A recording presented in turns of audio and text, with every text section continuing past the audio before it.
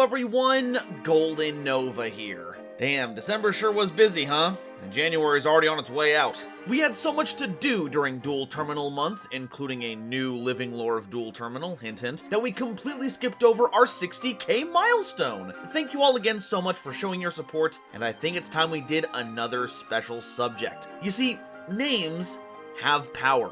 They're things that hold great personal significance, and stories both fiction and non-fiction feature people who cling to their ability to determine their identity. And also, it's fun when a character has the same name as you. So when Duel Academy's A student and wielder of the cyber style is one such person, well, Zanes have got to stick together, right? Premiering in the August 2005 core set Cybernetic Revolution, Cyberdragon shook the game to its very core, sporting amazing stats, an easy-to-use summoning condition, evolutions that would end the game in an instant, and much more. So, in honor of this latest channel achievement, let's dig deep and unlock the powers of the Machine Dragon, conquering both the light and the dark, so that we can create the perfect machine hybrid to achieve unlimited victory. It's time for Cyberdragon Explained.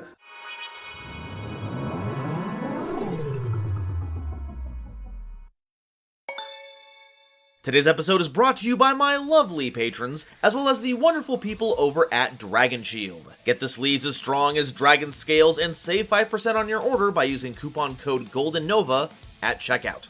So what's the deal with Cyberdragon? Well, they're a series of light machine monsters who prioritize the beatdown, though aren't without additional tactics, using protective effects and negates to hold down the fort until you bring the house down. Many of them even take on the name Cyberdragon while on the field, in the grave, or both, leading to some very interesting options. Thankfully though, its name change is an actual effect, not parenthetical reminder text, which would indicate that they're Cyberdragons even during deck building. This means we're not running into a Harpy Ladies 1, 2, and 3 situation, so we can run as many of these as the ban list will allow. But what makes this monster so special? Let's take a look real quick since the rest of the video is going to center around it. Cyberdragon is a level 5 monster with 2100 attack and 1600 defense, and if you control no monsters and your opponent controls a monster, you can special summon this card from your hand. If you wanted a big monster, you had two options. One was relying on some kind of convoluted special summon chain, or normal summoning a smaller monster, then tributing it off for a bigger one. Because without tribute summoning, your monsters would float around the 2000 threshold.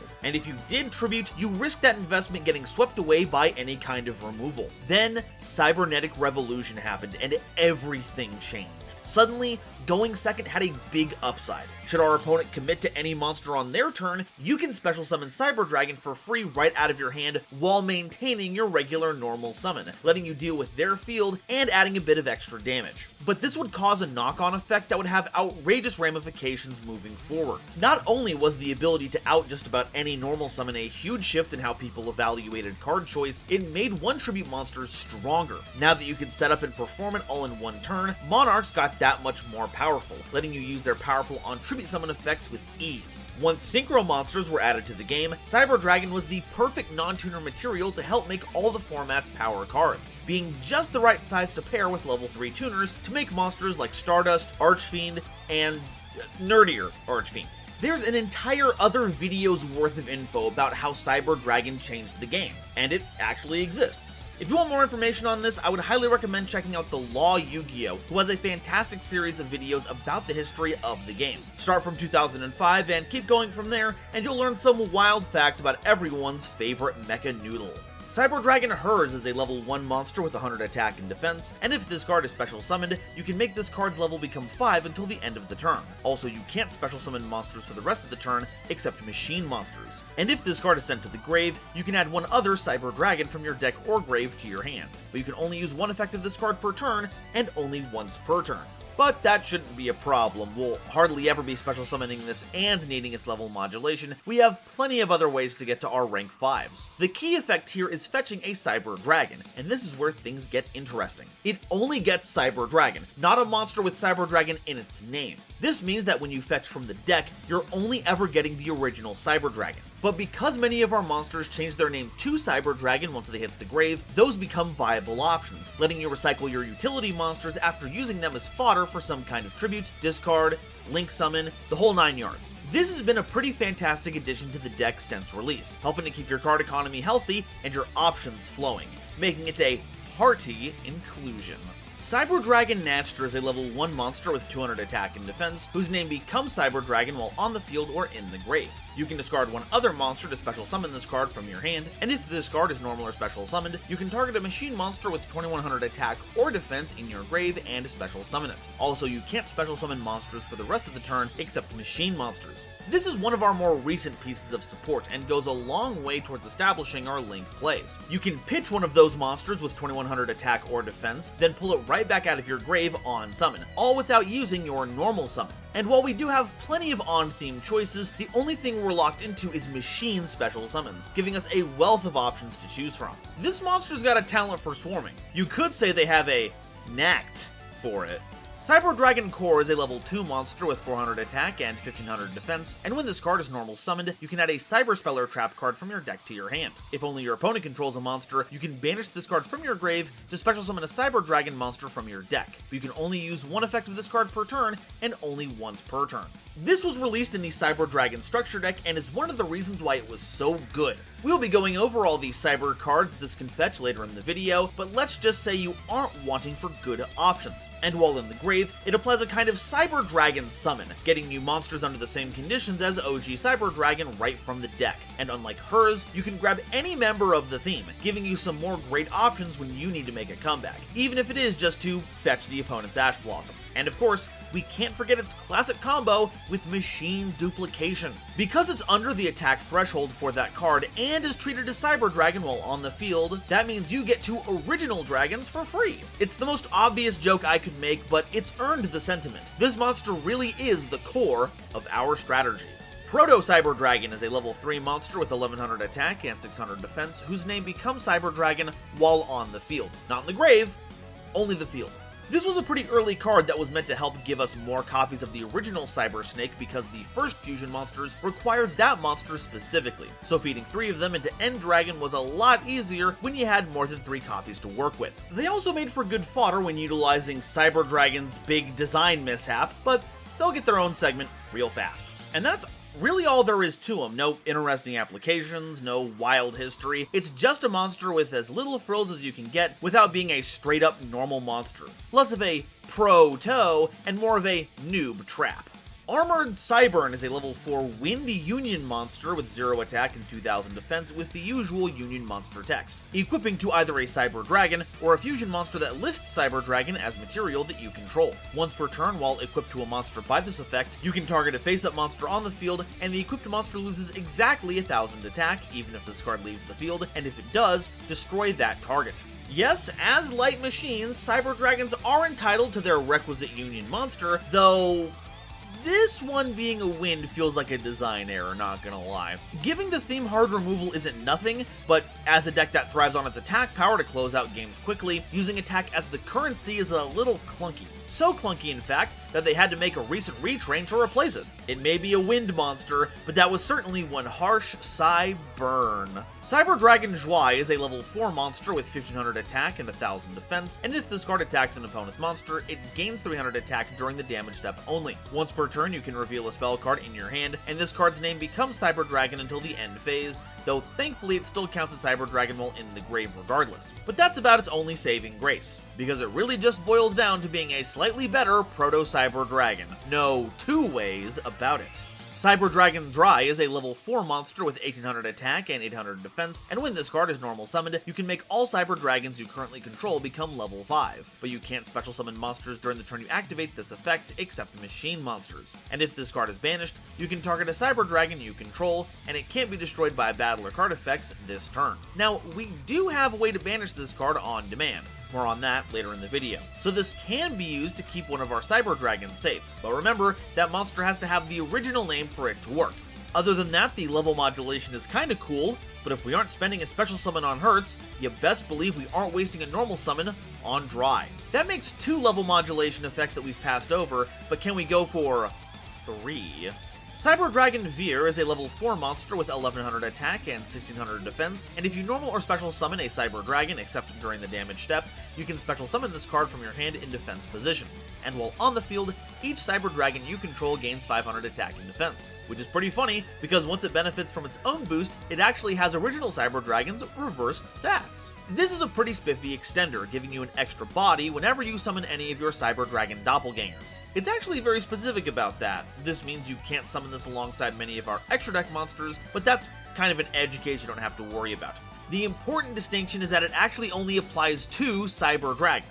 But that being said, it is a wonderful boost should a monster qualify for it. But in most regards, it's just going to get folded into some other monster before we can make use of that. Regardless, whether you plan to use them to ladder up into a powerful monster or help supply the beat down with your frontline troops, Veer always has the right effect for the job.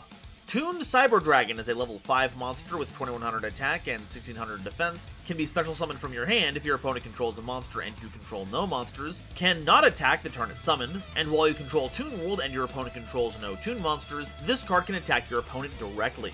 Yup, an old favorite from the Toon video rears its cartoonish proportions once again. In most circumstances, this is a little more than the Pegasus counterpart that they all tend to be, but this actually had some niche usages outside of Toon decks. On top of just being another Cyber Dragon, though notably does not have any kind of name replacement effects, this card is searchable by Toon Table of Contents, making it easy to get a hold of and deploy as a way to eat up your opponent's monsters.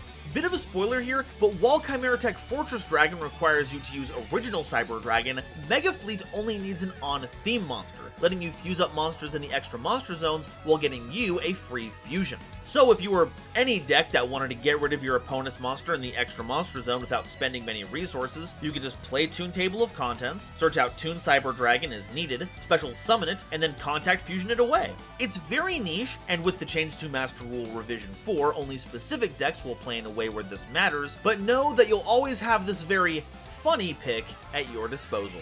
Okay, this section is about to get very bloated, but bear with me for a second, things are gonna get weird. Attack Reflector Unit is a normal trap card that tributes a Cyber Dragon monster to special summon a Cyber Barrier Dragon from your hand or deck. And Photon Generator Unit is a quick play spell card that tributes 2 Cyber Dragons to special summon a Cyber Laser Dragon from your hand, deck, or graveyard. So we have these Cyber Dragons that you have to summon in a specific way, but they don't live in the extra deck. They have to come out of your main deck and do require a very specific spell or trap card to work, and you would think that monsters summoned under these conditions would be supremely powerful, and we would have thrown you for a loop.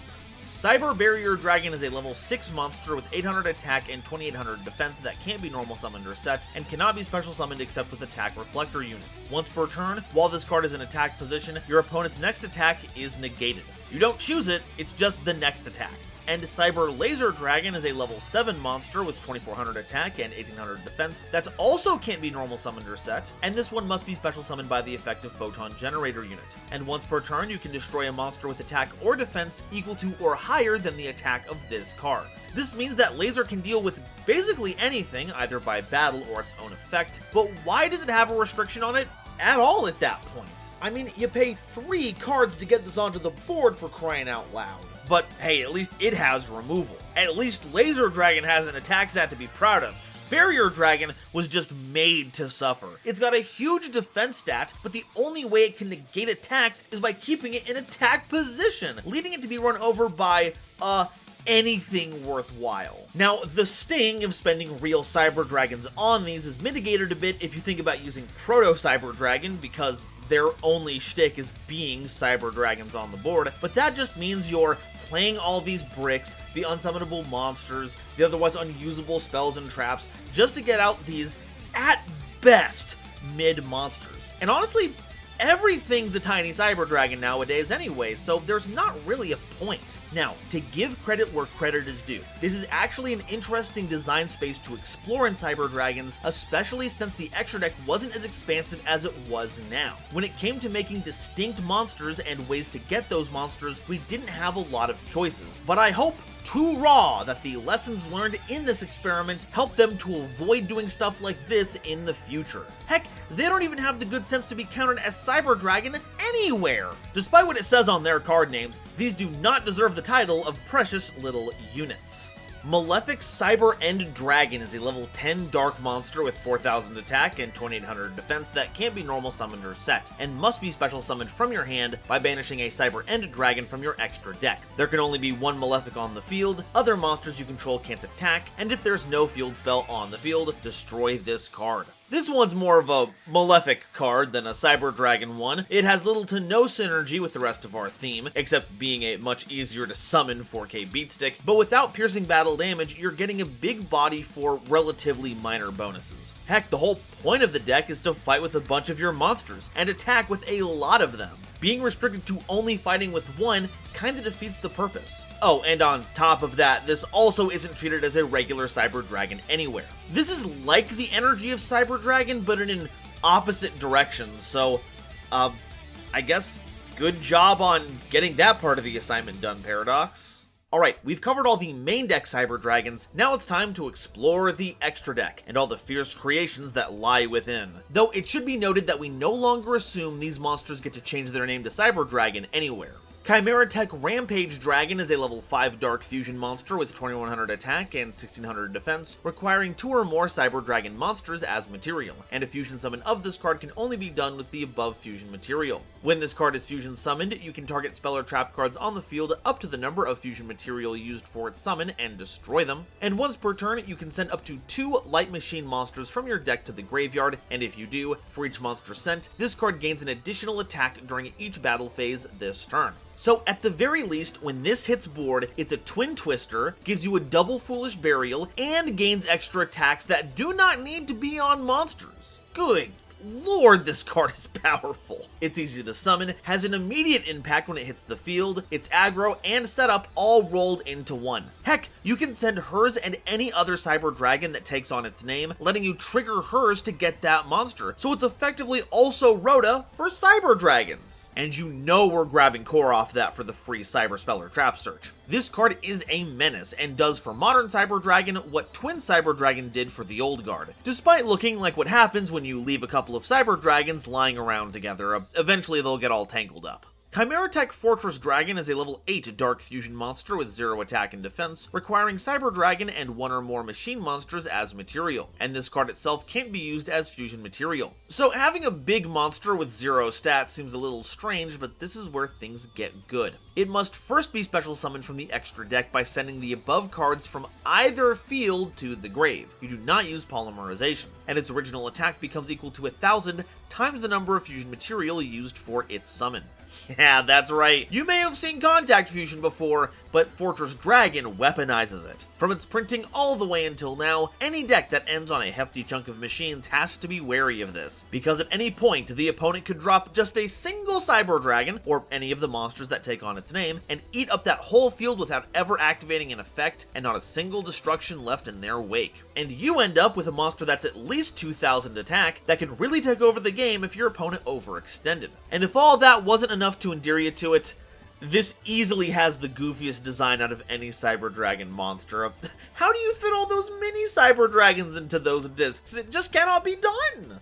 Cyber Twin Dragon is a level 8 fusion monster with 2800 attack and 2100 defense, requiring 2 Cyber Dragons as material. Its fusion summon can only be performed with the above material, so no fusion substitutes, and it can make 2 attacks during each battle phase. During the game's early days, having such a big double attacker was huge, but not necessarily for the reasons you might think. It was actually one of the best targets to summon off of Cyberstein during its pre-banning days, letting you trade 5000 life points to deal approximately 5800 damage, before any bonuses were applied. And any such boost would get double value because of Twin Dragon's double attack. In fact, it shares this infamy with its upgraded form, Cyber End Dragon, a level 10 fusion monster with 4000 attack and 2800 defense, requiring 3 Cyber Dragons as material. It can also only be fusion summoned with the above material and deals piercing battle damage. So while the ceiling wasn't as high as Twin in terms of damage, it could get through an opponent trying to hide behind a defense position monster in an attempt to blunt your offensive push, especially if the monster couldn't be destroyed by battle. And if you used the Cyberstein strategy and paired them with the incredible equip spell Megamorph, both of these were effectively OTKs in a can. Because of this, while their usage has fallen off since their heyday, these are still easily the 2 most iconic of the fusion monsters in Cyber Dragons, which makes sense. 2 heads are better than 1, but 3 is just showing off. Chimeratech Overdragon is a level 9 Dark Fusion monster with question mark attack and defense, requiring Cyberdragon and one or more machine monsters as material, and must be fusion summoned. If this card is fusion summoned, send all other cards you control to the grave. This card's original attack and defense become equal to the number of material used for its summon times 800, and each turn, this card can attack your opponent's monsters a number of times equal to the number of fusion material used for its fusion summon. As far as early threats go for machine decks, this one was huge. Combined with early Future Fusion's ability to vent every monster out of your deck on activation because of this, Overload Fusion became a way to plug this with 5+ material, so if your opponent had a good chunk of attack position monsters, you just had game. But it's pretty much the definition of a glass cannon. With no protection and its propensity for nuking your own field, Overdragon stands alone, and that's a bad place to be when a single Book of Moon can ruin your entire day. Still, it's hard to pass up such a strong instant win button, especially if it can grab you a game you'd otherwise have lost, and the opportunity cost is honestly pretty low, though I am noticing an issue with the name. Do they know that chimeras are made of a bunch of different animals? Shouldn't we be bringing in some other strange cyber monsters into this conglomeration?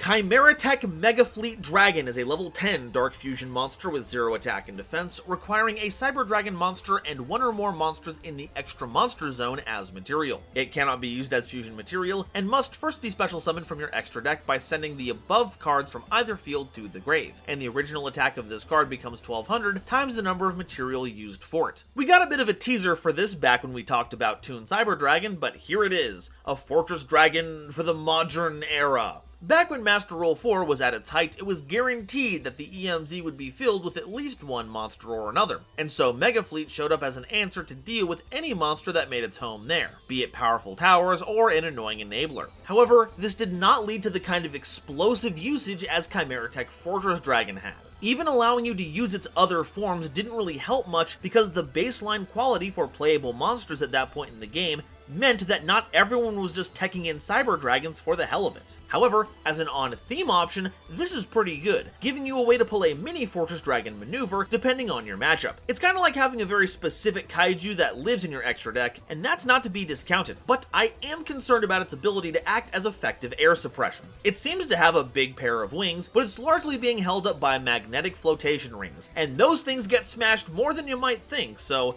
be careful. If you see a turtle with a catapult, just walk away.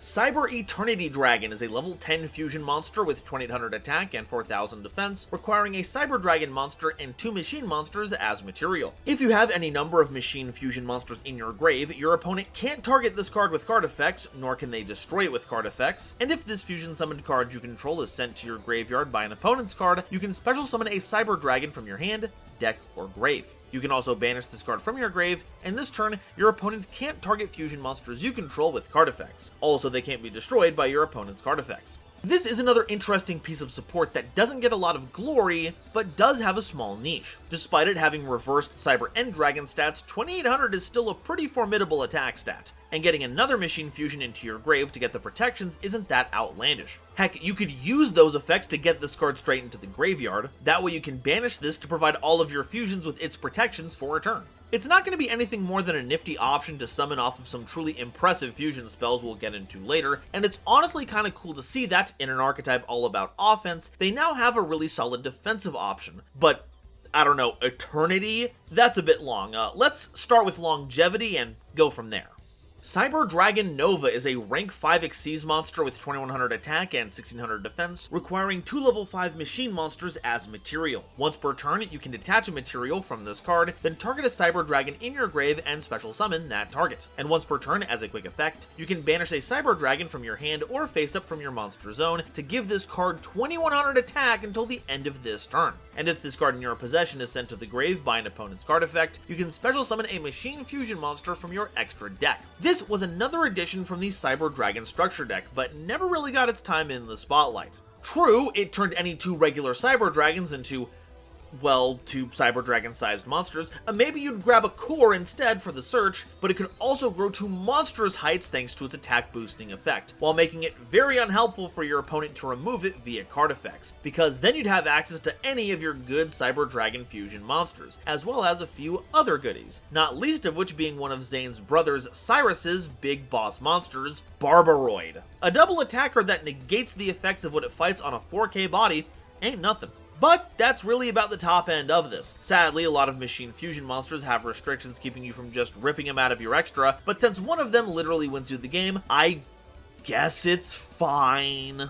But that's not where it would stay for long, because with the release of Breakers of Shadow, we got Cyber Dragon Infinity, a rank 6 Xyz monster with 2100 attack and 1600 defense, requiring 3 level 6 light machine monsters as material. But once per turn, you can also Xyz summon this card by using a Cyber Dragon Nova you control as material, transferring its material to this card. It gains 200 attack for each material attached to it, and once per turn you can target a face-up attack position monster on the field and attach it to this card as material.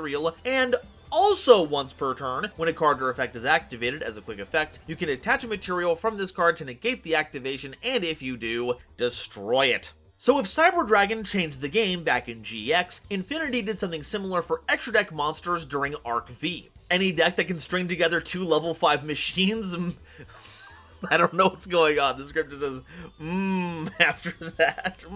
Yummy extra deck monsters. Any deck that can string together 2 level 5 machines were doing it with aplomb, but its big application was when combined with Tellarknight Ptolemaeus, letting any rank 4 monster stack 3 monsters into the Centaur, then ranking those up into Nova, hi, that's me, before going right into Infinity. It was a combat threat with non-destruction removal that made it bigger, and, more importantly, was a repeatable Omni-Negate. But, also like regular Cyber Dragon, this has also fallen off because of power creep. Even with Ptolemaeus legal again, it just wasn't feasible to sink 3 monsters into only one that does 1 negate per turn. And that should tell you just how far this game has gone. That being said, we can make it much easier without as much hassle, and still makes for a fantastic anchor for our board. And hey, even if this card doesn't see much play nowadays, its visage has been stamped on Infinite Impermanence, which has been a staple since release, giving it infinite replayability. Cyber Dragon Seeger is a Link 2 monster with 2100 attack, requiring 2 machine monsters, including Cyber Dragon, as material. This card's name becomes Cyber Dragon while on the field or in the grave, making it the only extra deck one with that effect. During each battle phase, if this card hasn't declared an attack, as a quick effect, you can target a machine monster you control with 2100 or more attack, and for the rest of the turn, that monster gains 2100 attack and defense. Also, neither player takes any battle damage from attacks involving this monster. So the skinny on this is that, while Seeger can still help run monsters over, by giving that boost, Seeger can't actually help deal damage that turn, but everything else can still lay the smackdown, and this comes in double handy with our multi-attackers. The primary recipient of this is going to be Chimera Tech Rampage Dragon, because if you thought a double attacking 2800 body was dangerous, you haven't truly tasted fear until you're staring down a 4200 triple attacker. And it still stands as a way to keep your life points safe, because even if it can't do any damage, it can still grow itself to 4200 to hold the line. Another big benefit is that, when it comes to its material, only one has to be Cyber Dragon, which means it plays well with any machine theme we tech in. The last benefit is that, as an attack boost that lives in our extra deck, it's accessible at many points in the game, meaning you don't need to play as many gimmicky attack boosters in the main deck, keeping your engine lean and mean. Lynx may not be the deck's bread and butter, but this one is a real winner. Alright, that's all of our monsters, now it's time for the spells and traps. Cyber Emergency is a normal spell card that adds a light machine monster that can't be normal summoned or set, or a Cyber Dragon monster from your deck to your hand. If the activation of this card in its owner's possession was negated by your opponent's card effect and sent to the grave, you can discard a card to add this card to your hand. Now, you can only activate this card once per turn, but if that activation was negated as per its second effect, that means you can activate the retrieved copy right away, which is very funny. It effectively disincentivizes your opponent from interacting with this and just letting you get your search, but don't get too comfy, because it doesn't play around everything. only activation negations are punished, but if the effect just negates the effect itself, like with Ash Blossom, then no dice. But that doesn't stop the card from being really good. It grabs Cyber Dragon monsters, so that's the whole theme opened up to you right there, but it also gets a number of Cyber Dragon related monsters. We'll be covering some of those in the next episode. This means we have a Rhoda that helps pivot between which dragons we need to fix up our hands and get our combos going. But, because it's generic, that means it's only natural that this card has seen so much success not just in this deck, but also Drytron's, an archetype made entirely of light machines that cannot be normal summoned or set. Which hasn't done anything to explain why this art has a fighter jet surrounded by wyvern dragons. Can we get some backstory on this? Cyber Repair Plant is a normal spell card that you can activate if you have a Cyber Dragon in your grave. You can activate one of these effects, but if you have 3 or more Cyber Dragons in your grave at activation, you can use both and resolve them in sequence. Either add a Light Machine monster from your deck to your hand, or target a Light Machine monster in your grave and shuffle it into the deck. That's right, we have a second Rhoda, though this one requires a little bit more setup. But it comes with that little bit of recycling that helps keep our play sequences going. Not to mention it searches any Light Machine to cover any splashed monsters. 2 of the big ones being Galaxy Soldier for free level 5 material and Kaiju Jizukiru. It's a great piece of support, especially once you get to the mid game, and I greatly appreciate that it shows Cyber Dragon with the crusts taken off.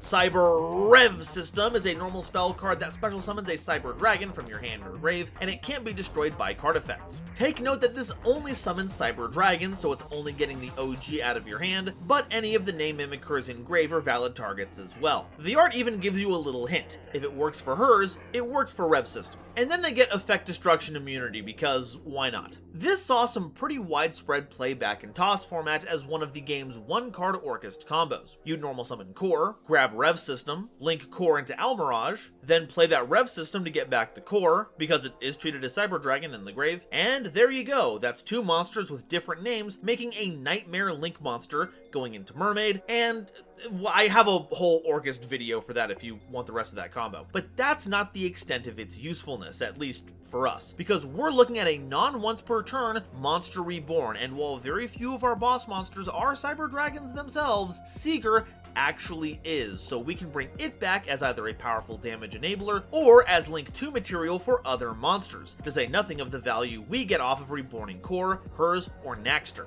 We may not do a lot of syncing, but this card is really going to help us rev it up! Evolution Burst is a normal spell card that you can activate if you control Cyber Dragon. Target a card your opponent controls and destroy that target, but Cyber Dragon can't attack the turn you activate this effect. This is another of the game's signature attack cards, which are very flavorful, but as far as utility goes, this is pretty low. Back in the day, yeah, maybe being able to trade some attacks for spot removal of any of your opponent's cards was something to consider, but today, not a chance. The upside is, because many of your bosses don't count as Cyber Dragon, their attacks aren't actually impeded, but it's not searchable, and the potential downsides just don't make up for it. But what if I told you that this was only the beginning of the evolution and Burst? It's a normal spell card that adds a copy of Overload Fusion from your deck to your hand. If you fusion summon a monster this turn using Overload Fusion, using 6 or more monsters as material, that monster can attack a number of times each battle phase this turn, up to the number of monsters used as fusion material. But for the rest of the turn after this card resolves, you can't special summon monsters except with spell effects. This means we can still use cards like Rev System and fusion spells, but I guess I have to let you know what Overload Fusion actually is. So real quick, it's a normal spell that fusion summons any Dark Machine monster from your extra deck by banishing its material from the field or grave. On its own, it's a pretty swell miracle fusion, though we have to be careful. Not only does this not work with many of our fusions as they're light, some of them just can't be made with it. And almost all of them have a maximum material requirement under 6. I think the idea here is to let Overdragon actually attack directly if you reach that threshold, because otherwise it can only multi-attack monsters. And you kinda wanna make that with Overload Fusion anyway, so it's not a terrible situation to be in, though it does mean you're down to only summoning from spells this turn, as well as wiping your own board. This will continue to have applications in the following video, as well as hilarious synergy with Gold Pride Pinballer, but as it stands, I'm gonna have to ask Cyber Dragons to back off all the evolutions for a bit. Darwin needs a break. Cyber Eternal is a quick play spell card that targets a machine cyber fusion monster in your grave and either returns it to the extra deck or special summons it, ignoring summoning conditions. And if any number of machine cyber fusion monsters you control would be destroyed by a battle or card effect, you can banish this card from your grave instead.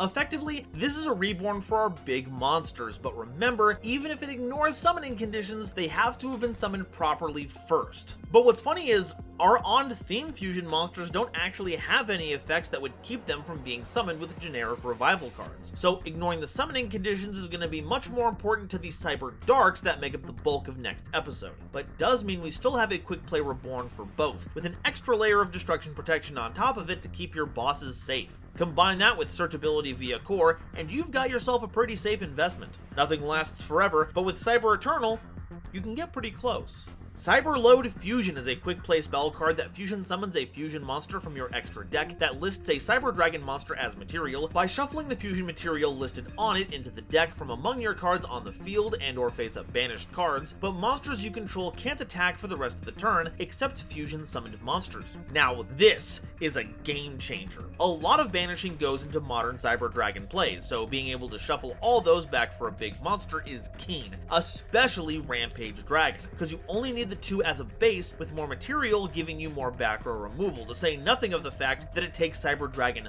monsters, so you don't need to worry about your monsters not taking on Cyber Dragon's name in the banished zone. Heck, you can do all this during the battle phase if you need to use your on-field material to get even more damage out of them. And again, this is searchable off of Cyber Dragon Core, so you're never far from a ludicrously powerful play, and will be the reason for a lot of your wins. You could say that it's a Cyber Load-Bearing Fusion. Cybernetic Fusion Support is a quick play spell card that has you paying half your life points, and once, if you fusion summon a machine fusion monster this turn, you can banish monsters from your hand, field, and or grave as fusion material.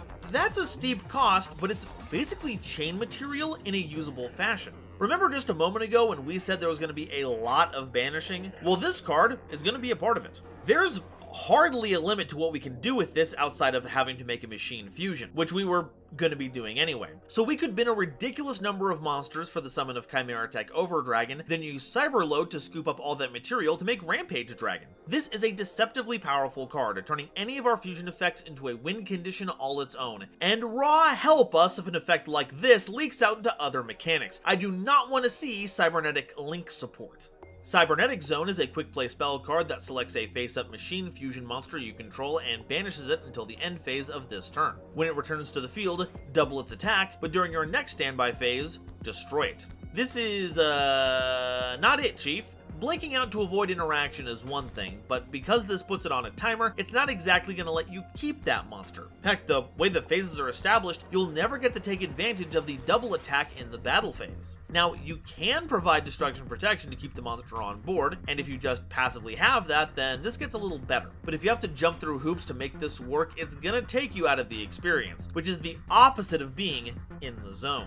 Super Strident Blaze is an equipped spell card that you can only equip to a machine fusion monster. Your opponent can't activate cards or effects during your battle phase, and at the end of the damage step, if the equipped monster attacked an opponent's monster, you can banish a Cyber Dragon monster from your grave so the equipped monster can attack an opponent's monster in a row, and your other monsters can't attack the turn you activate this effect. This is the third signature attack card we've covered so far, and while it's not the worst, it is still pretty bad. Locking your opponent out of battle phase effects is pretty good, but the multi-attack locking out your other monsters kinda blows because we're already accomplishing that with other cards. If we could search this, or we had some other kind of synergy with equipped spells, that might change some things. But we're gonna need a little upgrade to actually make this Strident Blaze actually super.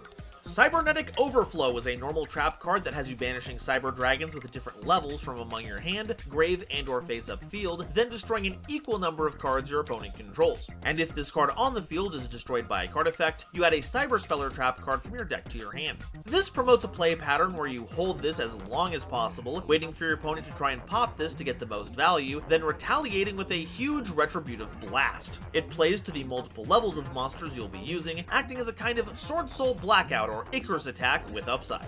This is easily a good one-of to grab off of core in case you need the defenses, but I've gotta ask why this card that very much cares about levels is being headlined by Seeger. You know, the Link monster with no levels?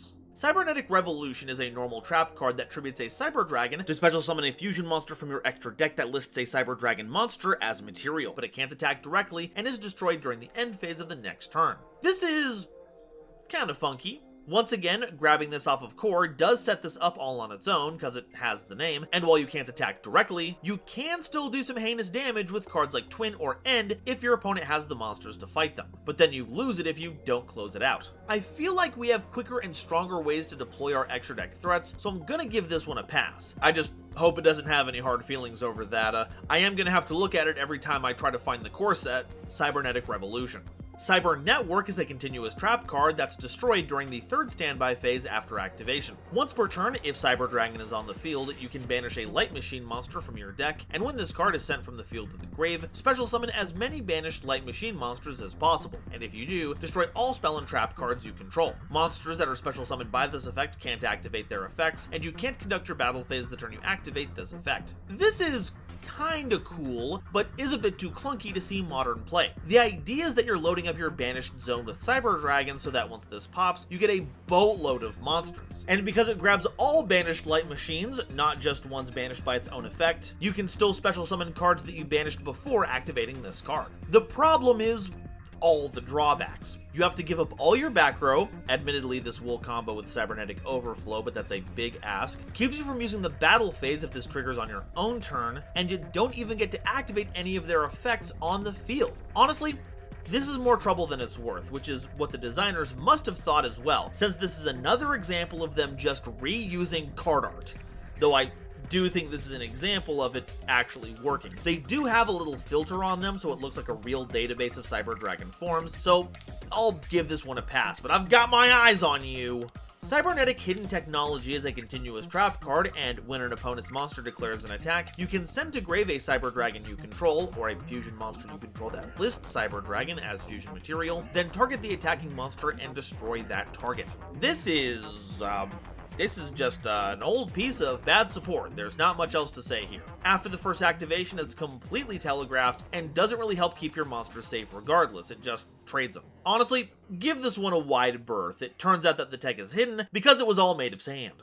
Alright, so that's all the proper Cyber Dragon cards. Now here's a little combo that'll get you to 8,000 points of damage at the push of a button. Sadly, it is a 3-card combo. The good news is 2 are easy to get a hold of. One is any monster, and the other is Cyber Dragon Core, which you have 6 copies of thanks to Cyber Emergency. The bad news is our last card is Machine Duplication, a normal spell we can only search with triple Tactics Thrust, and even so, you might not even be able to activate it right away, so it is a little rough. That being said, it does help end the game. Normal summon Core, using its effect to add Cyberload Fusion from your deck to your hand. Then, play Machine Duplication, targeting that core. Because its name is Cyber Dragon, you can summon 2 fully fledged Cyber Dragons from your deck. Next, use Cyberload Fusion, shuffling a core and a Cyber Dragon into your deck to summon Chimera Tech Rampage Dragon, taking out 2 of your opponent's back row if needed. From here, use Rampage to send 2 Light Machine monsters from your deck to the grave, specifically Cyber Dragon's Hers and Natchter. This will trigger Hers' effect to put a Cyber Dragon from your grave back into your hand, and hey, Natchter's name is actually Cyber Dragon. Wow! Then, we're going to take that random monster card in our hand and pitch it for Natchter to summon itself, linking it and our remaining Cyber Dragon into Seeger. Use its boost on Chimera Tech Rampage Dragon, and there you go, that's 12,800 damage on board. Now, that's pretty good for turn 2, but if you have no battle phase, attack power doesn't really do much. No worries though, we've got another combo to give you some interaction. You actually only need 2 cards for this one, the Core and the Machine Duplication. For Core, you're going to want to add Cyber Emergency to put Cyber Dragon Veer into your hand. Then use Machine Duplication, summoning the 2 Cyber Dragons, which will summon Veer out of your hand. Link Veer and Core into Seeger, overlay the 2 Cyber Dragons into Nova, then stack Infinity on top of it, giving you an Omni Negate and a big attack buff to weather the following turn until you can mount a counter attack. Okay, so that's some good info on Cyber Dragons, but what do we do with them?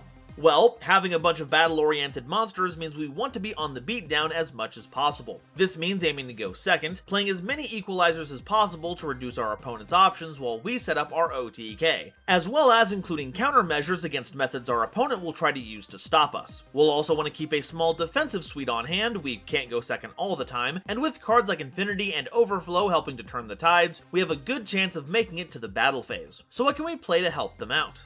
Chimera Tech Fortress Dragon has long since lost its luster as a prominent board breaker, but we're in a unique position nowadays to put the fear of the contact fusion back into our opponent. Clockwork Knight not only gives us a big machine-wide buff, not only does it give our opponent a big board debuff, it turns everything into a machine, so our Cyber Dragon monsters that take on the proper name can now scoop up our opponent's entire board, and the more they've extended, the bigger your fortress gets. This also has some funny applications like turning Core into a one-card Seeger. Normal the Core, get Rev System, then link into Salamangreat Almirage using Rev System to reborn the Core. Now that Almirage is a machine and not a Cybers monster, it's now valid material for Seeger. Clockwork Knight is also fantastic when it comes to splashing in other themes. If the Machina, Infinitrack, or any of the new Ancient Gear cards call out to you, this in the grave plus a discard puts any of them into your hand. It's pretty bonkers. Now, it's hard to talk about a machine deck that focuses on aggression and not bring up limiter removal. From a competitive mindset,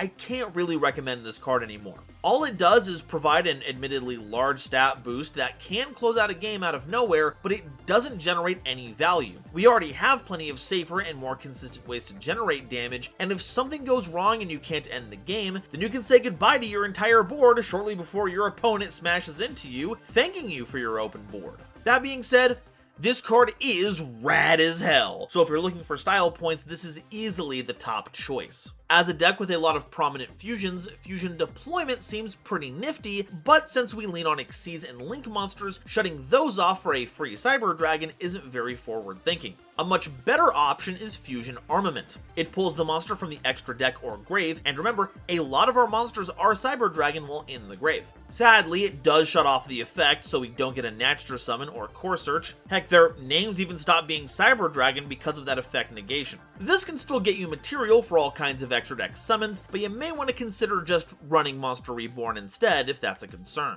Power Bond is a card that shows up in the anime from time to time associated with the Truesdale brothers, and it does have some merit to it. Being a fusion spell that also doubles the attack of the monster permanently at the expense of losing its base value as life points once during the end phase is pretty solid, and we'll see that come up again next episode, as a lot of cards actually directly support this. But as far as we go, it's still a solid option. It gets Rampage Dragon as big as it would be with the Seeker boost, Twin Dragon up to that 5600 attack, and can potentially get an 8000 attack monster with piercing if you manage to get Cyber End Dragon. As far as fusion options go, it's basically an OTK in a can and shouldn't be overlooked.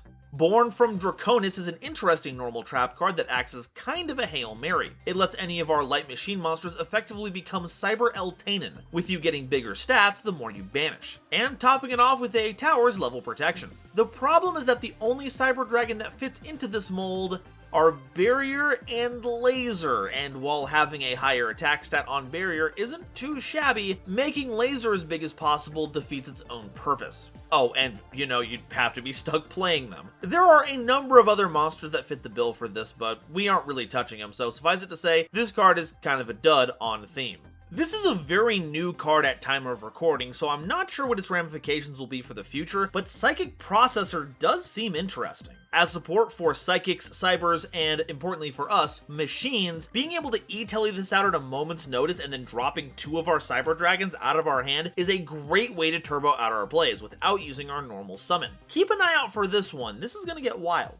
As for a silly tech pick, I've got something that goes in every deck that has monsters that mimic the name of a particular monster. Phalanx Pike. The equipped monster gets a whopping 900 attack bonus for each monster in both graves that shares a name with it. Normally, this caps out at 1800 with your own cards, which is pretty big, but since we have upwards of 5 or even 6 Cyber Dragons in the grave at any given time, this boosts us up by a staggering 45 to 5400. Who needs all this space-age tech when a pointy stick will get the job done just fine?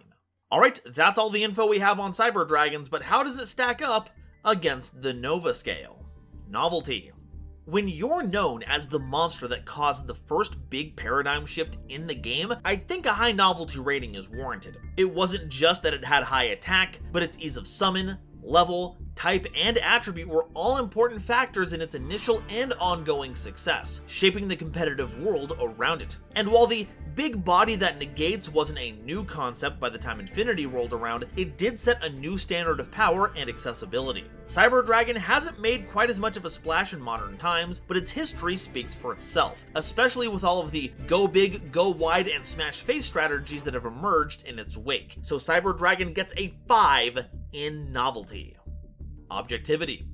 If this video was being made closer to this card's release, this would be ranking very low. It cannot be understated just how much this one level 5 monster changed how the game was played. Nowadays though, it's pretty tame. It is possible to go for game in one turn, but nowadays, very few decks can't do that. Many of its combos require a huge glut of cards, so it's not very economically efficient, and while it does have a few tricks to call its own nowadays, I'm not sure I'd call it broken. It can be a sizable threat if you run into it at a tournament, and a skilled player will wring out a lot of value from it, but in a broader sense, it's not much to write home about. So Cyber Dragons get a 5 in objectivity.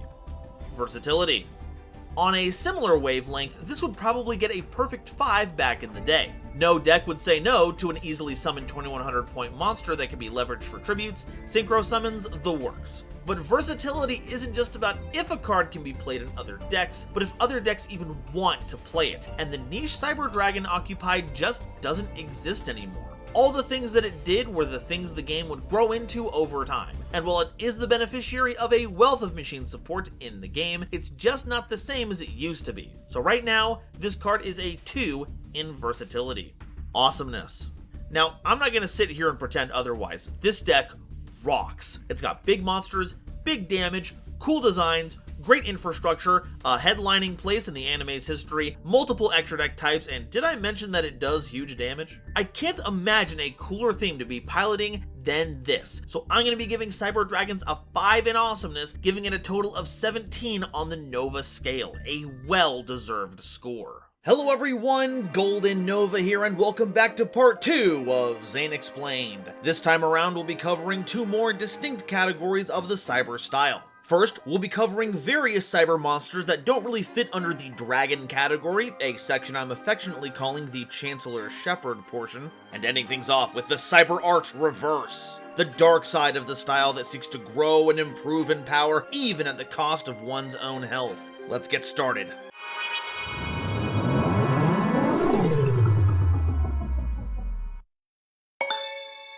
Today's episode is brought to you by my lovely patrons, as well as the wonderful people over at Dragon Shield. Get the sleeves as strong as dragon scales and save 5% on your order by using coupon code GoldenNova at checkout. First off, there are a lot of cyber cards in the game, some of which are named as such by the TCG, but aren't necessarily meant to be part of the group. These include Cyber Falcon, Cybersaurus, Cyber Soldier of Darkness, Cyber Stein, and Cyber Tech Alligator. We're also not covering anything that's part of another established archetype like Cyber Angels, and I'm certainly not adding in Cyberse. But outside those guidelines, I'm covering all the rest, cause I'm a goofy little guy. Cyber Larva is a level 1 light machine monster with 400 attack and 600 defense, and if this card is targeted for an attack, you take no battle damage for the rest of the turn. And when this card is destroyed by battle, you can special summon a Cyber Larva from your deck. But keep in mind that the new larvas can be run over like any other card, you just won't take any damage from it. This is a kind of interesting trade-off because your opponent will want to run through as many of them as possible so you don't have any left over for the next turn, but that just fills your grave with more material for cards like Overload Fusion. But if you've already got the upper hand, a few extra grave material from a card that does nothing by itself isn't exactly terrifying. Give it a few years, let it grow up to at least a Cyber Cocoon, then we'll reevaluate. Cyber Pharaohs is a level 1 light machine monster with 0 attack and 2100 defense, and you can special summon this card from your hand by tributing a machine monster. Once per turn, during your main phase, you can fusion summon a machine fusion monster from your extra deck, using monsters from your hand and or field as material. And when a fusion monster you control is destroyed by battle, you can banish this card from your grave to add a power bond from your deck to your hand. So it's an extra fusion effect you can get into rotation by attributing a spare machine, and then if the fusion you make gets destroyed by battle, you get a power bond. But as I've said many times before, having to be destroyed by battle is a rough condition. I think the idea is that you use this to make Cyber Eternity Dragon, which itself has a number of protections, one of which is not battle, so you can use this to grab the power bond to work with the Cyber Dragon that Eternity will float into. Now, we casually discussed power bond in last episode's tech pick section, but now that it's specifically being name dropped, let's do some more formal coverage. Power bond is a normal spell card that fusion summons any machine fusion monster from your extra deck, using cards from your hand or field as material, and it gains attack equal to its original attack. And during the end phase of the turn this card is activated, you take damage equal to the amount of attack gained from this effect at the time of the summon. It is a very powerful spell that can take your fusions from battle threats to terrifying engines of destruction, and while a little risky, is more than worth the effort to use it. But since Power Bond is so closely tied to Zane and Cyrus, this has a greater connection to the boys than most of our other cyber cards. And that may be because Pharos is meant to be the lighthouse that Zane frequents in the show. I always wondered what in the heck this card was, so I'm glad that this research illuminated the subject. Cyber Valley is a level 1 light machine monster with 0 attack and defense, and when this card is targeted for an attack by an opponent's monster, you can banish this card to draw a card, then end the battle phase. You can also target a face-up monster you control and this card, banish that target and this card, then draw 2 cards, or you can target a card in your grave to banish both this card and a card in your hand, then place that target on the top of the deck. Now, this all seems pretty underwhelming. It's very susceptible to removal, so its battle phase skipping effect can be played around, and its other effects seem very inefficient. But back in the day, this card was worth its weight in gold. Blanking the battle phase while going net neutral and card advantage was a great way to build up your resources, while the opponent was left not making any progress. The other effects let you trade in cards that weren't doing anything for lots of draws, or recurring a powerful card, and while it was legal, was useful with one in particular: Dimension Fusion. With spell economics on the board, making Dimension Fusion cost nothing, 3 copies of Cyber Valley was actually able to loop this over and over again, letting you draw out your entire deck. You basically summon all 3 with Dimension Fusion, then use 1 to banish itself and a card in hand to put Dimension Fusion from your grave back on top of your deck. Then, use the second Cyber Valley to banish the third to draw 2, getting back your Dimension Fusion and a fresh card. Then play that Dimension Fusion, getting all the valleys back, and with that spare card, you can get the Dimension Fusion back with 1 valley and do the whole loop over again. Combine this with anything that gets you value when being banished or when special summoned, and you can loop these on and off the field by banishing specific cards in sequence. But with Dimension Fusion now banned, and honestly good riddance, and power creep in general, this doesn't really accomplish anything. But that's the interesting relationship this game has with time. Cards will always have their peaks and valleys.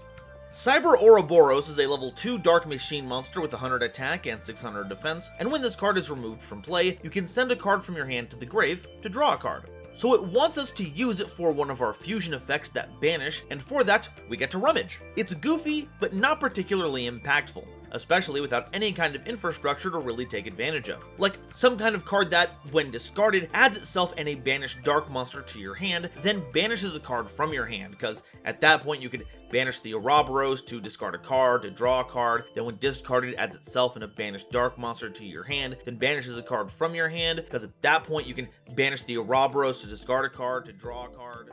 Cyber Kirin is a level 3 light machine monster with 300 attack and 800 defense, and you contribute this card to make any effect damage you take this turn become 0, which sounds very situational, and honestly, it kinda is, but if you're playing Power Bond, this actually keeps you from taking that big chunk of damage. It's actually how it was used in the anime, as it turns out. It's something to keep in mind just in case there's a format where effect damage happens on your own turn, but outside that, I think you really should just take the Power Bond damage on the chin. Besides, I don't really feel comfortable attributing a monster like this. Look at it, it's just a cute little guy! Cyber Archfiend is a level 4 Dark Fiend monster with 1000 attack and 2000 defense, and at the beginning of your draw phase, if you have no cards in your hand, you draw an additional card. And during your end phase, if you have 1 or more cards in your hand, destroy this card. I'm not sure how this fits into the whole Cyber archetype, but it is very much an Archfiend card. The focus on having no cards in your hand kind of fits their modus operandi, at least insofar as getting a boon for fulfilling some kind of odd condition, and punishing you if you don't. It's like a fiendish pact in a way, and you just made one with a fiend that hates hand traps. Good luck! Cyber Esper is a level 4 fire machine monster with 1200 attack and 1800 defense, and while this card is in face-up attack position, you can look at every card your opponent draws. That's a funny effect, but not super helpful. Unless your opponent is down to 0 cards, you aren't getting a full picture of what the opponent is doing, and if you're only looking at draws on their turn, there's not much you can really do about it. And that's pretty disappointing. I was led to believe that Espers were these beings of boundless powers, eidolons whose energies reached beyond the mortal realms. If Espers are this weak, then no wonder Kefka won Final Fantasy VI. Cyber Phoenix is a level 4 fire machine monster with 1200 attack and 1600 defense, and while this card is in attack position, negate any spell or trap effect that targets a machine monster you control and no other cards. When this card is destroyed by battle and sent to the graveyard, you can draw a card. Now, it does provide only a very specific kind of protection, but there are a lot of cards that fall under this. Book of Moon, the forbidden quick play spells, infinite impermanence, all that jazz. Floating into a draw isn't bad either, so if we can pair this with an attack redirector that can summon this out for free, we've actually got something bordering on playable. And I mean, between this and Esper, I feel like we're really getting into a fire machines with bad attacks that only work while in attack position theme going on here. Cyber Raider is a level 4 dark machine monster with 1400 attack and 1000 defense, and if this card is summoned, you can activate one of these effects. You can either take an equip card on the field and destroy it, or target an equip card on the field and equip it to this card. This is one of our cards that doesn't really have anything to do with our usual game plan, having been played initially by Esperoba. And it's not their only cyber monster, showing up alongside the Fiend Mega Cyber, but we already did the whole Jinzo episode, so we're taking a pass on that. You'll more likely than not be using the removal effect, because most good equipped spells are pretty specific. So if Dark Machine cyber monsters ever become searchable in a format where getting rid of equipped spells is paramount, I look forward to adding you as a silly tech pick in the future as a Raider boss.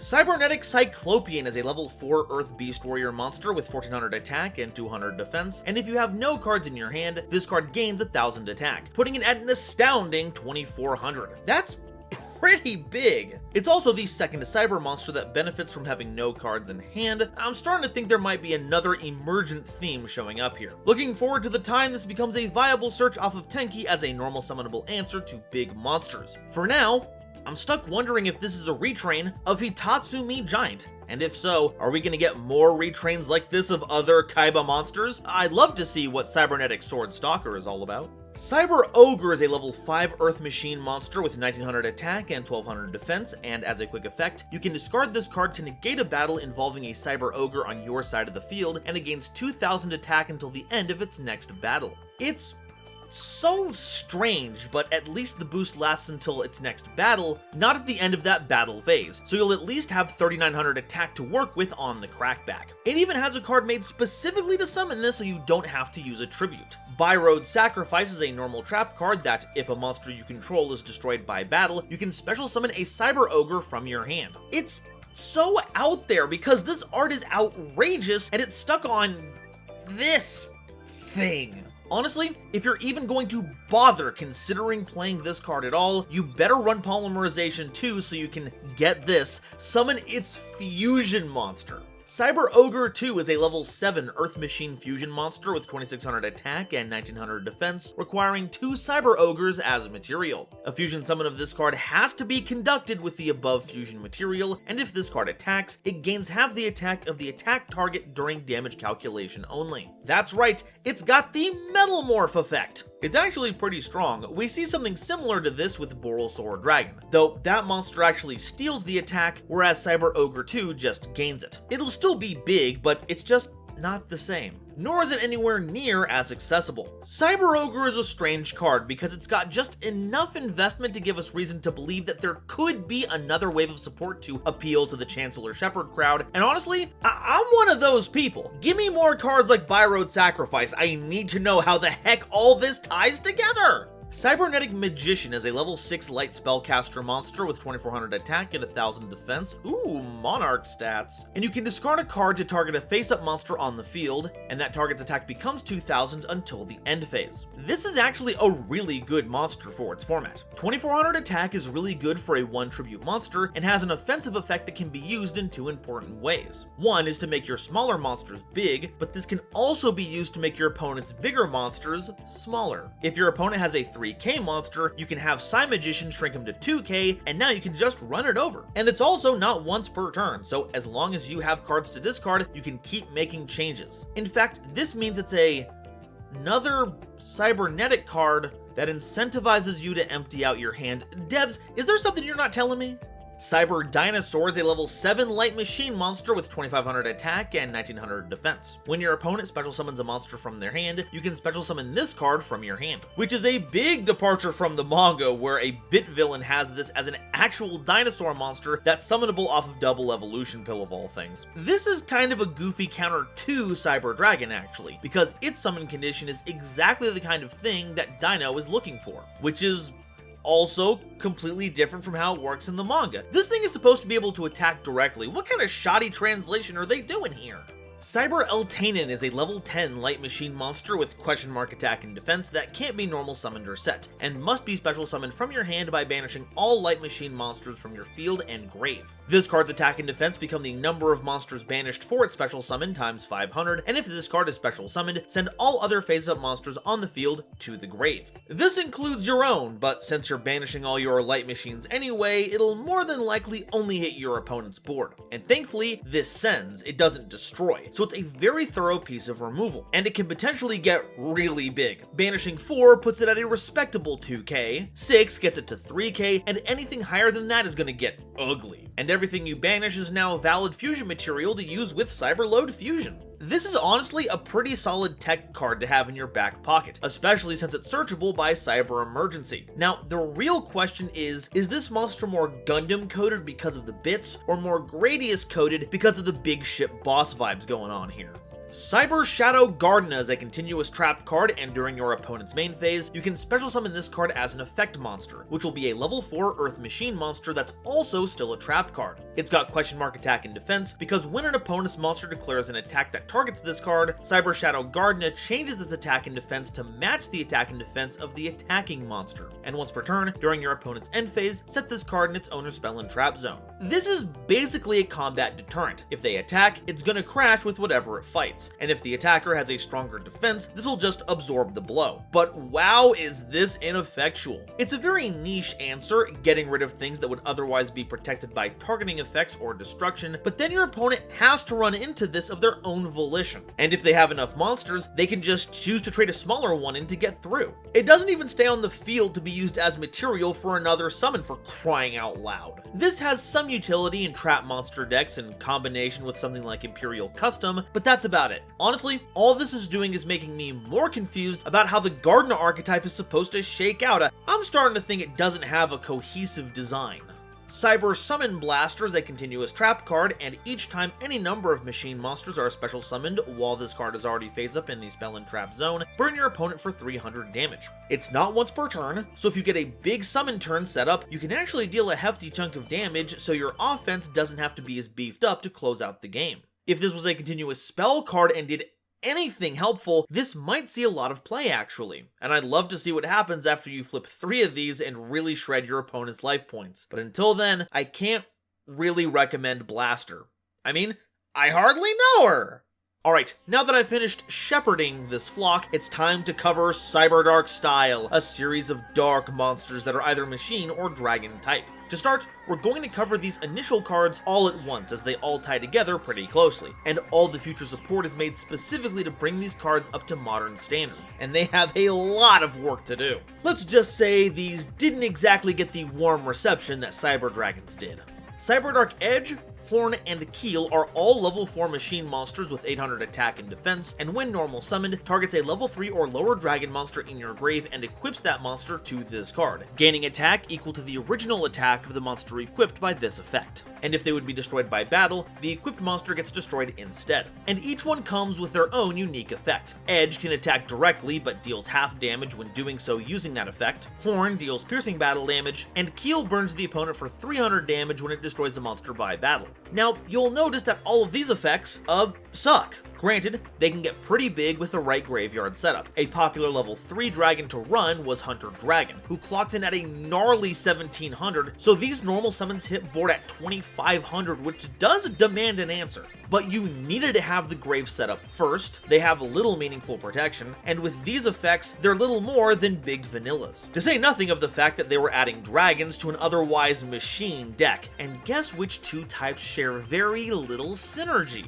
But these are all meant to be pieces of a whole puzzle, tied together by the spell card Cyberdark Impact, which, yes, is the same name as a core set, yay. It takes one copy of Edge, Horn, and Keel from among your cards, grave, and face-up field, shuffles them into the deck, and fusion summons Cyberdark Dragon, a level 8 Dark Machine fusion monster with 1000 attack and defense that must be fusion summoned. If this card is special summoned, you target a dragon monster in your grave and equip that target to this card, and it gains attack equal to the original attack of the monster equipped by this effect, and an additional 100 attack for each monster in your grave. And if this card would be destroyed by battle, you destroy the equipped monster instead. This reads a lot like our component monsters, but the notable part is that the level limit of the dragon we can equip has been lifted, so you'll also have to run big dragons to make the most of this. So I guess get used to playing some Blue Eyes cards here too. But that's really all this card is supposed to be, a huge beat stick. An impressive one with a cool lead up, but its legacy doesn't mean much on the battlefield. I mean, it's a machine monster that's taken on the dragon title, you know how I feel about that has to absorb other dragons to get anything done. What a poser.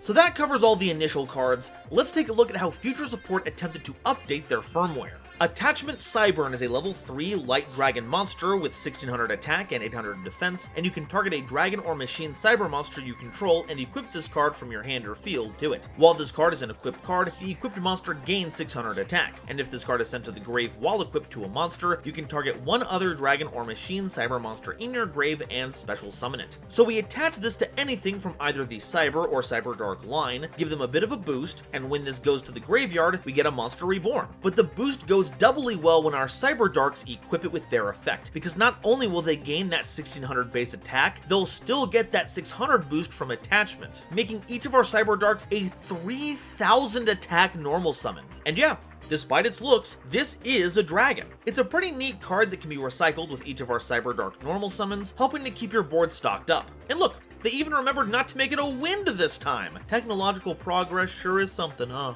Cyberdark Cannon is a level 3 Dark Dragon monster with 1600 attack and 800 defense, and if this card is sent to the grave while equipped to a monster, you draw a card. You can discard this card to add a machine Cyberdark monster from your deck to your hand, and during damage calculation, if a monster equipped with this card battles, you can send a monster from your deck to the grave. Now this is where they started getting serious about supporting the theme. I mean, it's the perfect synergy, a level 3 dragon that discards itself to search a monster that equips level 3 dragons from the grave.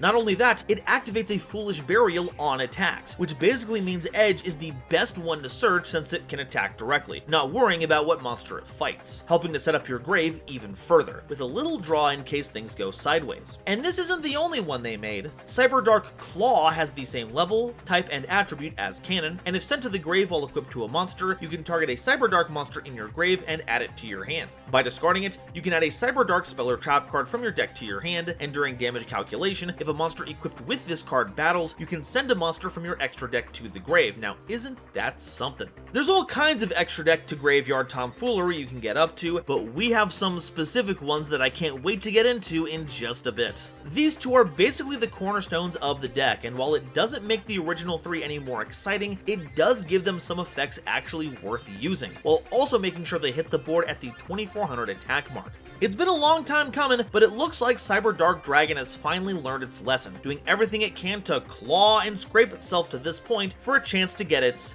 shot. Cyberdark Chimera is a level 4 Dark Machine monster with 800 attack and 2100 defense, and you can discard a spell card to add a power bond from your deck to your hand. By doing this, you can only use Dragon and Machine Cyber monsters as fusion material this turn, but one time this turn, when you fusion summon, you can banish any number of monsters from your grave as material, and if this card is sent to the grave, you can send a Cyberdark monster from your deck to the grave with a different name from the cards in your grave. This is huge because it essentially adds Overload Fusion's text to Power Bond, but makes it even better because now you can use it to make any machine fusion monster, not just dark ones, helping you to make the most out of this truly fantastic card. Its grave effect is also nifty when it comes to getting more of your Cyberdark names into the grave, so we can field another big fusion, or to get either Claw or Cannon into the grave so our core members can scoop them up. Heck, you can send this right from deck to grave with Cannon if you're so inclined. And it's also nice to know where all that Chimera tech has been coming from. Honestly, this is the closest thing to a Chimera we've had out of all of them, so I'm glad at least someone understood the assignment.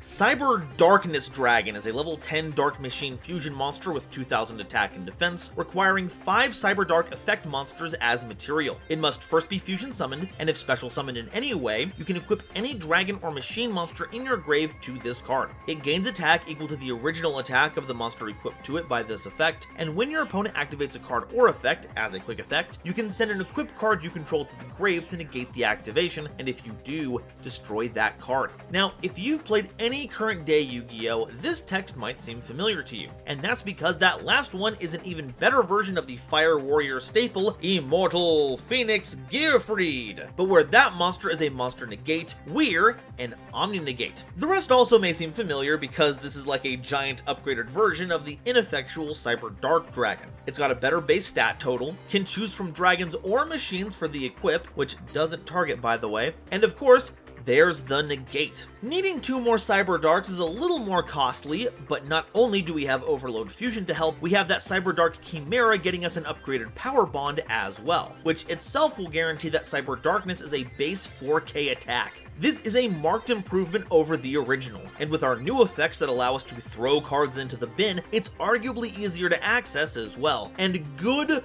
lord, the new art is awesome. You can just see how the new Cyberdarks have altered the design, with Claw giving heft to its jagged ribcage and Cannon readying to fire on some unsuspecting target. I'm sorry, but if this art doesn't hype you up, you've gotta get back in touch with your enthusiasm.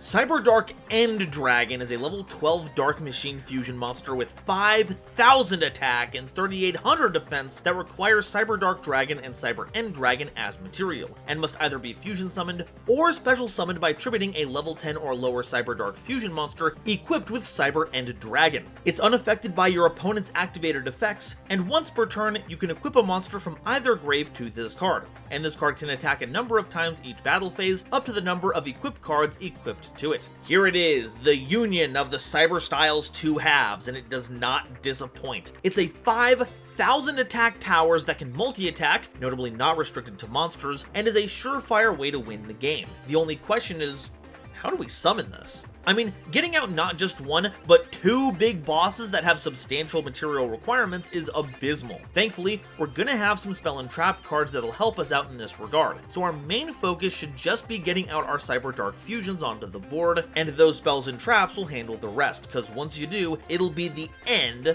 of your opponent.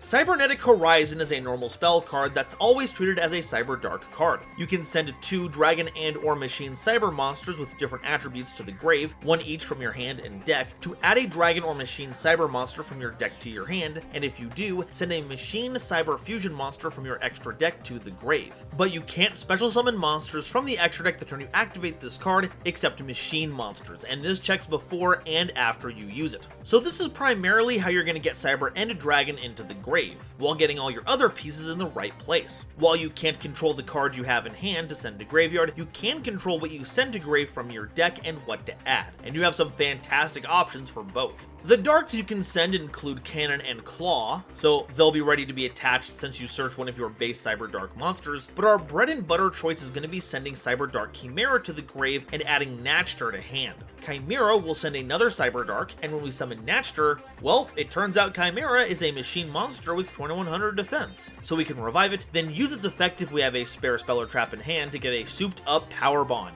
But that all requires us to have a light monster in hand as the discard. Should we have a dark one, we can send hers directly from deck to grave to recycle one of our Cyber Dragons in grave, or at the very least grab an original one from the deck, and from here, you can grab either Claw or Cannon, whichever one suits the rest of your hand so you can continue to pop off. Though, if I'm being real, the correct answer is almost always Claw, since grabbing a spell or trap card means more monster searching. Trust me, we are nowhere close to done with that. Also, can we give it up for the third Cyber Dragon card named for a core set? Talk about committing to the bid, this is ridiculous. Cyberdark Realm is a continuous spell card that, when activated, lets you add a Cyberdark monster from your deck to your hand with a different name from the cards in your grave.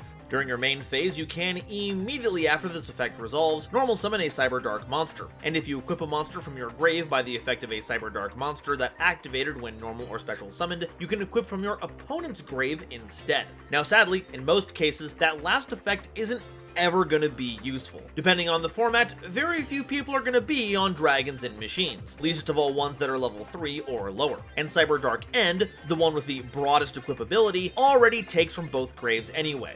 It's largely just meant to be more of an anime effect because that's how they work in the show, but it's something to keep in mind just in case. Thankfully, the rest of the card is fantastic. Searching any Cyberdark that hasn't hit the grave yet is awesome, letting you get Claw or Cannon during the early game, as well as Chimera whenever it's convenient. And the extra normal summon means that whatever you search isn't going to conflict with your plans that are already in motion. It also makes the component Cyberdarks look pretty cute actually, like they're all wrapped up in little digi-eggs waiting for their tamer to come along, which considering the later stages, yeah, the whole Digimon Evolution line aesthetic maps onto them pretty well. Cyberdark Inferno is a field spell card, and all Cyberdark effect monsters you control that are equipped with an equipped card cannot be destroyed by your opponent's card effects, nor can they be targeted by them. You can target a Cyberdark monster you control, return it to the hand, then immediately after this effect resolves, normal summon a Cyberdark monster. And if this card in its owner's control is destroyed by an opponent's card effect, you can add a polymerization spell or fusion spell from your deck to your hand. Unlike Realm, this is not a starter card. Instead, Inferno is here to insulate and protect your plays. Once your Cyberdarks are suited up, they gain some pretty hefty protections, but there is that little point they lack an equipped spell, so sneaky quick effects can still make quick work of them. The additional normal summon may seem odd, since if the monster is already on the field, why would you want to bounce it to end up with the same number of monsters? But the trick for that lies in our latest Cyberdarks. Remember how Claw and Cannon both have effects that trigger when sent to the grave while equipped? Well, if you return the monster they're equipped to the hand for this effect, that gets you that bonus effect, nabbing you a draw or some graveyard recursion. Not to mention that if your base Cyberdarks ever lose their equips, this gives you a chance to grab a new one. It's a solid card, but you'd much rather find this off of a search than seeing it in your opening hand. Oh, and why does Claw get top billing in this art? It's a team effort, everyone. The powers of evil and darkness need to be bolstered by mutual respect. You all should know this by now. Cyberdark Invasion is a continuous trap card, and once per turn, you can activate one of these effects. You can either target a Cyberdark effect monster you control to equip a dragon or machine monster from either grave to it as an equipped spell that gives it 1000 attack, or send an equipped spell card you control equipped to a machine monster to the graveyard to destroy a card your opponent controls. These are both pretty good modes, one helping to gas up your Cyberdarks, which also means more negates for Cyberdarkness Dragon, and the other giving you removal, which will also trigger Claw and Cannon's effects, should you have them as active equips. This falls under the category of cards that you search once you've got your engine online to help keep your plays going, and in this category, it does a fantastic job of keeping you going during the late game. Poor Red Eyes though. First, it has to get played by Atticus now that Joey is taking a break from it with all those new Flame Swordsman cards, and now this. Absolutely tragic. Alright, that's all the Cyberdark cards. Now it's time for more combos! I'm going to show you how to make Cyberdark End Dragon with just 3 cards. One of them is Cyber Core, which can be searched via Cyber Emergency, see the Cyber Dragon video for details, and Cyberdark Claw. This one you are going to need to hard draw though, as we're going to be using our searches for other things, and any spell or trap card. Normal summon the Core and pitch the Claw, using both effects to get Cyberdark Realm and Cybernetic Horizon. Play the Realm to search Cannon, then pitch cannon to grab any of the base Cyberdark monsters. From here, you play Cybernetic Horizon, pitching the Cyberdark you just added and a light Cyber monster from your deck, hers if you want a free Cyber Dragon, attachment if you want to get tricky later on, and add Cyberdark Chimera from your deck to your hand, sending Cyber End Dragon from your extra deck to the grave. Using Realm's extra normal summon, get Chimera onto the board, using its effect to pitch that spell or trap card for a power bond. Then, link the Chimera and the core for Seeger, which will trigger Chimera's effect, letting you send any Cyberdark you don't already have in the grave to there. And wouldn't you know it, that's 5 Cyberdark effect monsters in the grave. Play that power bond with the extra bonus effect from Chimera, and make Cyber Darkness Dragon, which will be at a staggering 4,000 attack, going up to 8k with the assistance of that Cyber End Dragon that you'll be equipping with its effect. If you have a clear shot for game, you can just end it right here, but in any other circumstance, you've now fulfilled the alternate summoning condition for Cyber Dark End Dragon. From here, you can equip any monster in the graves to it, letting you scoop up any problem monsters you expect your opponent to make use of, but if they don't have anything worth worrying about, then we may have sent a really good equip to the graveyard with Cybernetic Horizon earlier in the combo, Attachment Cyburn. Equip it, putting your monster at a stout 5600, and if Attachment Cyburn goes to the graveyard, you can summon a free Cyber monster from your grave, a really good one being Cyber Darkness Dragon. Once it's summoned, you can have it equip the attachment again, giving it a cool 2200, bumping it up to 4200 attack, and you've got an Omni Negate and a Towers. Your opponent better have Lava Golem at that point, because otherwise they are cooked. Alright, that's all these Cyberdark cards, but what do we do with them? Well, this is certainly a theme that's been defined by Legacy support. It still needs its older cards, which can hamper them quite a bit, but they've gotten some unruly cards that give them a pretty substantial boost, so we're gonna have to lean into our new boss monsters something fierce. We'll also call upon the Cyber Dragon support as much as we need, establishing our big threats and slowly bowling over our opponent with our giant multi-attacking monstrosity. So the remainder of the deck should be focused on gathering our pieces and making sure our opponent can't set up a counteroffensive. So what can we play to help them out? We're gonna need some backup plans in case we get interrupted. No matter how well prepared you are, the odd Imperm or Veiler is gonna hit your Cyberdark before Inferno can cover it, if you even have it on the field at all. Thankfully, just such a plan B exists in Revolution Synchron. Granted, making Dragon Synchros does conflict with Cybernetic Horizon, but if your plays are interrupted at that point, you probably wouldn't want to activate it anyway. We have a boatload of good level 7 dragons to go into, like Black Rose Dragon for a board wipe, Kui Belt for a bit more focused spot removal, and shooting Riser Dragon can actually bin another Cyberdark if you need a little extra help in getting to that 5 monster threshold. Just remember to only send the regular Cyberdarks, as you can't activate any effects of monsters that share a name with the sent one that turn. And with the exception of Riser, we can use Rev Synchron's Grave effect to give us a level 8 dragon on top of that. Borreload Savage is an option if we have a Seeger in Grave, giving us some nifty negates and a pretty big attack boost. Buster Dragon ruins just about every type reliant strategy. Crystal Wing is a good all-rounder for monster negation. Scarlight for a situational board wipe, and perhaps the funniest option of them all, Lifestream Dragon. If you made Power Tool Dragon as your level 7, Rev can get us into this immediately, giving us a life point boost if we're under 4k, and keeps us safe from effect damage, letting us safely use Power Bond, which is kind of funky. Claw and Cannon may be our new de facto equips for our original Cyberdarks, but what are some other tiny dragons that might make for some fun play sequences? Well, if we wanted to add a synchro twist, Dragoonides are another deck that equips tiny dragons, either to get some bonus effects or to special summon themselves from the spell and trap zone. And with a variety of tuners, you can access a lot of fun stuff. Imagine normal summoning a Cyberdark, equipping Guisarm, summoning it, then sinking into Dark Strike Fighter, tributing a Cyberdark End Dragon for 2400 points of damage out of nowhere. And don't forget Dragoonity Remus, which you can discard to search Dragon Ravine, which can then get you any dragon into your grave. Ling Ling is also a very powerful inclusion. Changing the base attack of the equipped monster to 1000 is supposed to be a drawback, but for us, it's actually a benefit. Combine that with gaining its 1500 attack, and you just scored yourself a 2500 attack normal summon that has an unrestricted double attack. Black Metal Dragon can be recycled with this, letting you send it to grave to keep grabbing you more Red Eyes cards in case Dragoon catches your fancy. Oh, and Dragon Buster Destruction Sword is off the ban list, so yeah, feel free to have fun extra deck locking your opponent, you monster. Since I keep bringing up the gap of time between being and not being equipped in regards to Inferno, do we have anything that can help with that? And because I took the time to outline it, you know the answer is yes. If your opponent tries to destroy your Cyberdark before the equip happens, flip up Unauthorized Activation to equip any appropriate machine union from your hand or deck to a target machine you control. And Unauthorized Boot Up Device is a welcome choice, protecting from not just battle, but card effect destruction. It can also be used proactively, giving fuel to cards like Cyber Darkness Dragon for a negate in a pinch. While not necessarily a tech pick, it is important to keep in mind just how easily we can pivot between options with this deck. For instance, if your opponent has stopped you from accumulating Cyberdarks in your grave, but we've got the Cyber Dragon core, we can make sure to send a Cyber Dragon to the graveyard with Cybernetic Horizon and that combo mentioned previously, so that our Power Bond summons Chimera Tech Rampage Dragon instead. It'll have that 4200 attack, 3 attacks to perform, and can potentially hop up to 6300 if you give it the Seeger boost. Heck, if worse comes to worse, Seeger can actually be one of the materials for its summon. While it does require jumping through a few hoops, the ABC Union monsters may be able to help us. While they can't be equipped to non-light machine monsters via their own effects, they give their protection to anything they're equipped to regardless. This means Cyber Darkness Dragon can attach them to get their protections, as well as with Cyber Dark Invasion. And, in a pinch, that means you've got a big 3000 attack monster with banishing removal that you can summon. Seems pretty choice to me.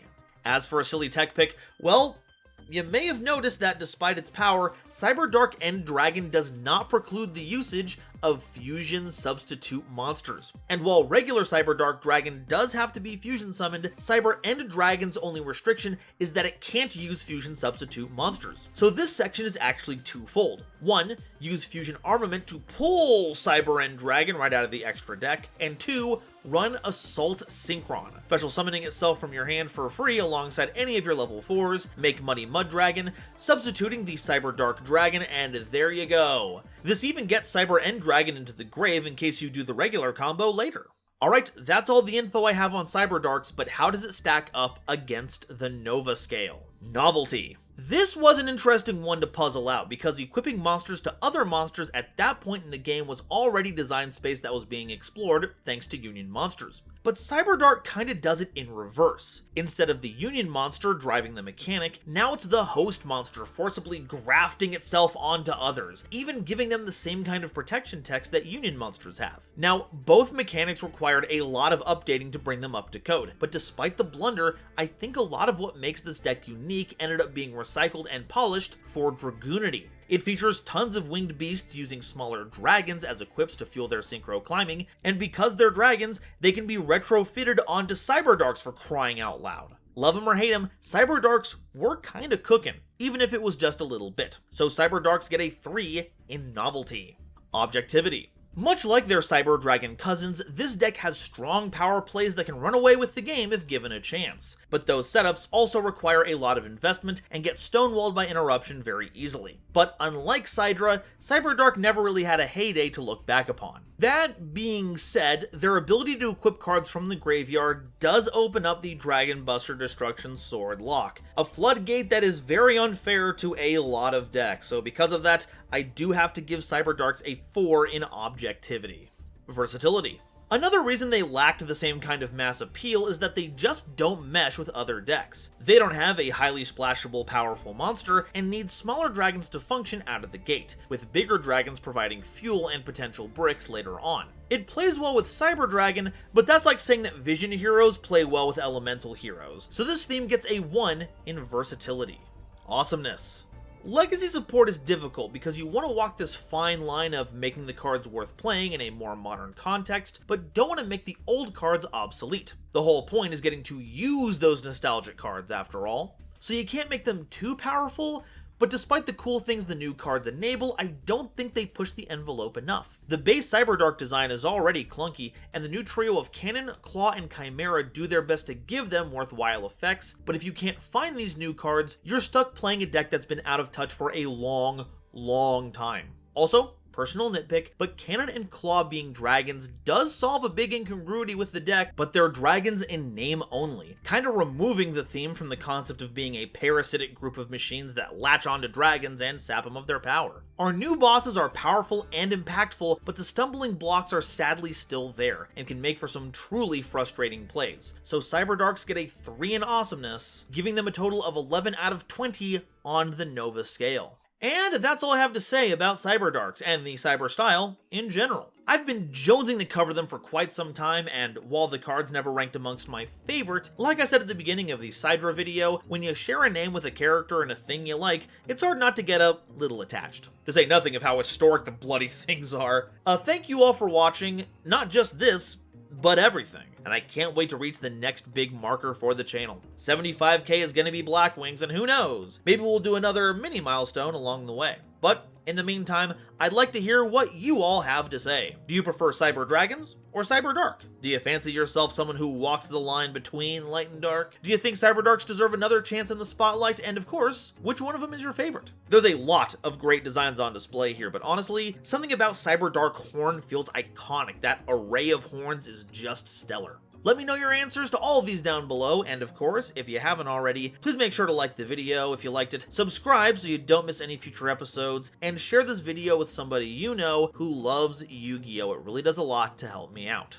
Today's episode is brought to you by my patrons, as well as the wonderful people over at Dragon Shield. Get the sleeves as strong as dragon scales and save 5% on your order by using the coupon code GoldenNova at checkout.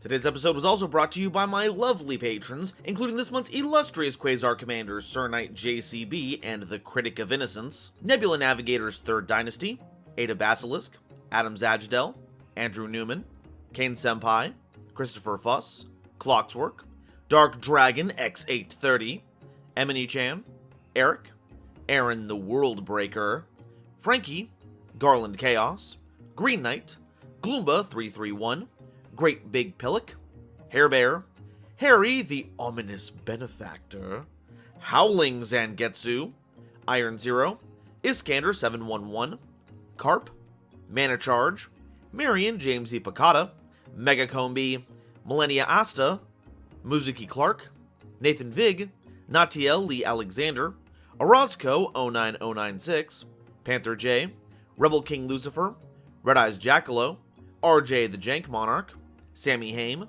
Serenity Towns, Skybuster Leo, That One Dumbass and the Wizard Moose, Cosmic Crusaders Alpha Sly, Almento 5010, A Random Pup, Ariel Kersey, Beluga Masta, Blitzwolf, Blue Gem, Borger with a Shotgun, Callum McCann, Jazz Ghost, Childish Lamar, Dr. Reaper RIP, Drachenwald, Eki Bullock, Eva Padilla, Hike Boyagian, Herbal D, Ignis Heat, the true Draco Slayer, Inblink, Jester Designs, Jordan Vick, Kale the Dragon, Kevon Public, King Scarlet Yu-Gi-Oh, Kim Smiley Face, Lemon Yu-Gi-Oh, Lord Whoop-De-Doo, Manga Pages, Marluxia's a Girl, Matt Simmons, McSpoofy, Michael Shimabukuro, Misty, Nitromo, Shizuki Nijimura, Sophie,